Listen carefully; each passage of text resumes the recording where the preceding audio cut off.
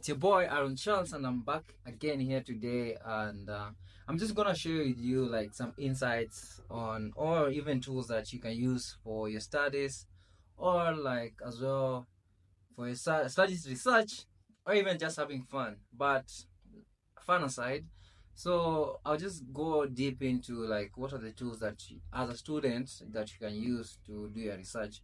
So the first one that I've been using for the longest time, even when I'm coming up with business plans and all that, uh, Perplexity AI does a great research. Even when you are interested in even in any other field, when you use Perplexity, it does a lot of information, and the good thing about it, it has even reference inside the prompt. So that's a great tool for researchers, and if you haven't been using it, maybe you're missing out, and it's a very great tool.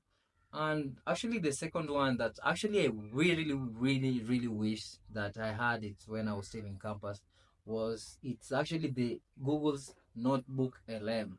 So NotebookLM, it's something like I can say it's a platform where you can post a PDF file which is so large, and then you just end up chatting with it locally.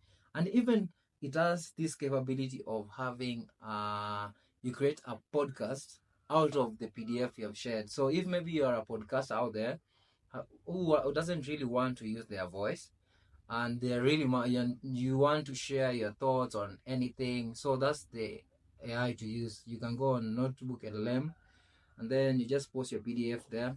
It will generate a full-on podcast for you for free. And actually, I've seen right now they have introduced a plus model, so it means you're going to pay a bit in order for you to use it. But even the free model is still nice and good. And apart from that, you can look at other open source LLMs. Like for example, DeepSeek is an open source LLM. So actually, let me, if that's something maybe I'll dive into later about open source and closed source. But at the moment, the only closed source that I know of is Cloud and OpenAI.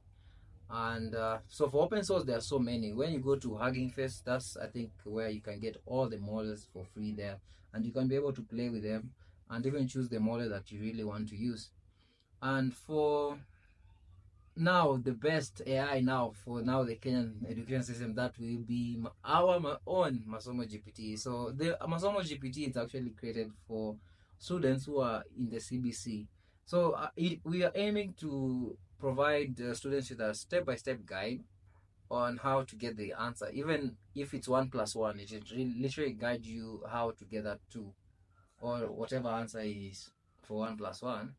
So yeah, so that's the reason why I created it. As a kid, I used to have a problem with getting explanation for some certain things, and math is something that has always really interested me for a very long time. And as a kid, sometimes there's limitation as to what your parent can give you in terms of information. So Masomo GPT comes in at that point where you're able to leverage AI at a very young age. And this is the time to use AI, even as a kid, or even maybe in lower primary, that's lower junior secondary, or even upper, that's now senior secondary. Yeah, you'll be able to use it, and it's a great tool. And please don't miss out on it. And yeah, as we at Masomo GPT, we are trying to stay ahead of the curve. We are always going to strive to provide you with tools that are going to assist you with your studies. And let's meet on the platform. And if maybe you haven't signed up, remember to sign up. And if you have any information, you can reach me out at info@masomogpt.com, and we can just have fun on the platform. So it's our own platform that it's just trained for the CBC curriculum. So don't miss out. And if you're a parent, you want to create even a list of assignments for your son or your daughter, that's where you can get them from. So let's meet on the platform. Lego.